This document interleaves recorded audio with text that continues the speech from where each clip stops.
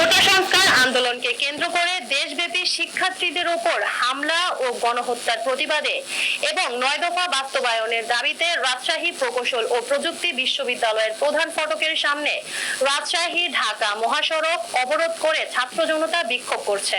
শনিবার সকাল 10:30টা থেকে ছাত্র জনতা মহাসড়কে অবস্থান নিয়ে বিভিন্ন স্লোগান দিতে শুরু করেন। সরেজমিনে গিয়ে জানা যায়, বৃষ্টি উপেক্ষা করেই সমাবেশ স্থলে বিশ্ববিদ্যালয়ের শিক্ষক, শিক্ষার্থী, আইনজীবী ও শ্রমিক সহ বিভিন্ন স্তরের মানুষ অংশ নিচ্ছেন। পরে সকাল 11:15টায় মিছিলটি রুয়েট গেট থেকে শুরু হয়ে তালাইমারি ও কাজলা ঘুরে রাজশাহী বিশ্ববিদ্যালয়ের প্রধান ফটকে আসার পর সেখানে অবস্থান নিয়েছেন আন্দোলনকারীরা। এ সময় পুলিশের ব্যাপক উপস্থিত থাকলেও মিছিলে বাধা দিতে দেখা যায়নি তাদের।